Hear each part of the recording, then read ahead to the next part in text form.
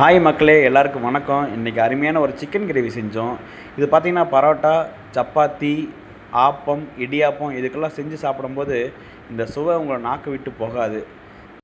வாங்க எப்படி செய்யலான்னு பார்க்கலாம். நீங்களும் செஞ்சு பார்த்துட்டு எங்களுக்கு கமெண்டில் சொல்லுங்கள் இந்த கிரேவி எப்படி இருந்ததுன்னு. ஓகே, வழக்கம் போல் ஸ்டவ்வை பற்ற வச்சு கடாயை வச்சுட்டு எண்ணெய் ஊற்றலாம். எண்ணெய் சூடாகிற வரைக்கும் வெயிட் பண்ணிவிட்டு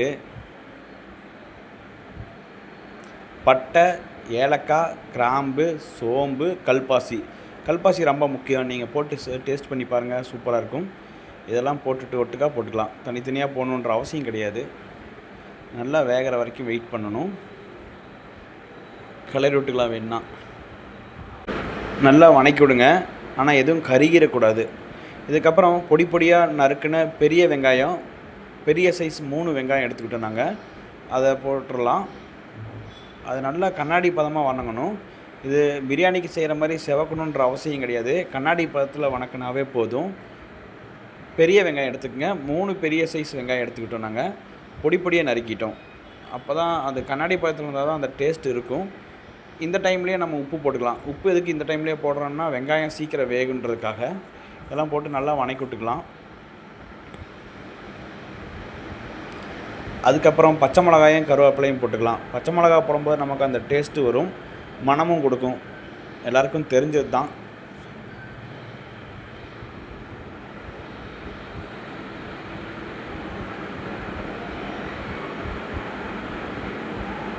நல்லா வணக்கி விடுங்க. கண்ணாடி பதத்தில் இருக்கணும், செவக்கக்கூடாது வெங்காயம்.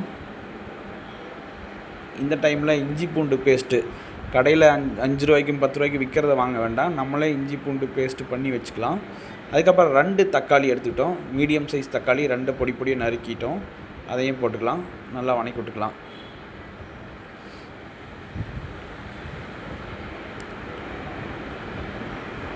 நாங்கள் இதுக்கு பார்த்தோம்னா சிக்கன் மசாலா, அந்த மட்டன் மசாலா, அந்த மாதிரி மசாலாஸ் எல்லாம் எதுவும் அதிகமாக யூஸ் பண்ணல. 1/2 டீஸ்பூன் மஞ்சத்தூள் போட்டுக்கலாம். மஞ்சத்தூளை நல்லா பெரட்டி விட்டுட்டு சிக்கனை போட்டு விட்டுக்கலாம். நாங்கள் 600 கிராம் சிக்கன் எடுத்திருந்தோம். அந்த 600 கிராம் சிக்கனை மீடியம் சைஸில் வெட்டி அதுக்கப்புறம் போட்டு அதை கிளறி விட்டுட்டோம். அதை நல்லா கிளறி விட்டுட்டு ஒரு தட்டு போட்டு மூடிடலாம். இந்த நேரத்துக்கு தண்ணி ஊற்ற வேண்டிய அவசியம் கிடையாது, சிக்கன்லேருந்தே தண்ணி விடும். அதனால் நல்லா மூடி வச்சிடலாம். திறந்து பார்த்தா தண்ணி விட்டுருக்கும், சிக்கன்லேயே ஆட்டோமேட்டிக்காக தண்ணி விட்டுருக்கும். அதனால் அதை நல்லா கிளறி விட்டுட்டு நல்லா கிளறி விட்டுக்கலாம். மல்லி தூள் 2 ஸ்பூன் நாங்கள் போட்டோம். நீங்களும் அது தேவைக்கேற்ப போட்டுக்கலாம், அவங்கவுங்களோட தேவைக்கு தான். அப்புறம் வரமிளகாத்தூள் 1.5 ஸ்பூன் தான் போட்டோம் நாங்கள். நீங்களும் உங்கள் தேவைக்கு போட்டுக்கலாம்.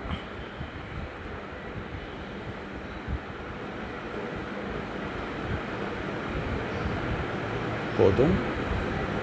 நாங்கள் குழந்தைங்க இருக்காங்க வீட்டில், அதனால் அவங்களும் சாப்பிட்டுன்னு சொல்லிட்டு அதிகமாக காரம் ஆட் பண்ணல.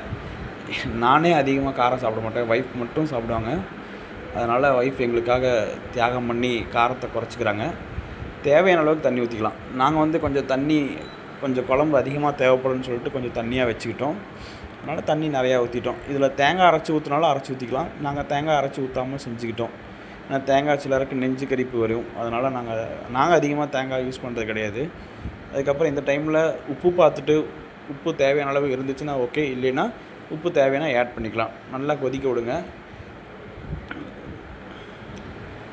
நல்லா வெந்ததுக்கப்புறம், சிக்கன் வெந்ததுக்கப்புறம் ஒரு கரம் மசாலா 1 ஸ்பூன் போட்டு கொத்தமல்லியை போட்டு தூவி விட்டுட்டு, சிக்கன் வெந்திருக்கும். அருமையாக தட்டு போட்டு மூடி வச்சுருந்தோம்ல, நல்லா சிக்கன் வெந்திருக்கும். இந்த டைமில் போட்டு கிளறி வச்சுட்டு அப்படியே ஸ்டவ் ஆஃப் பண்ணிட வேண்டியதான். இப்போது அருமையான ஒரு சிக்கன் கிரேவி ரெடி. இதை நீங்கள் செஞ்சு சாப்பிட்டு பாருங்கள். அதாவது பரோட்டா, இடியாப்பம், ஆப்பம், சப்பாத்தி இதுக்கெல்லாம் செஞ்சு சாப்பிட்டு பார்த்துட்டு சொல்லுங்கள். அதுக்கப்புறம் நீங்களே அடுத்த தடவை வேறு ஒரு டிப்ஸு கேட்பீங்க கண்டிப்பாக. பிடிச்சிருந்தா சப்ஸ்கிரைப் பண்ணுங்கள், ஷேர் பண்ணுங்கள், கமெண்ட் பண்ணுங்கள், லைக் பண்ணுங்கள். நாங்கள் புதுசாக ஒரு சேனல் ஆரம்பிச்சிருக்கோம், ஃபேமிலியாக ஏதாவது பண்ணலான்னு சொல்லிட்டு. அதுக்காக இந்த சேனலை சப்போர்ட் பண்ணுங்கள். தேங்க்யூ, பாய்.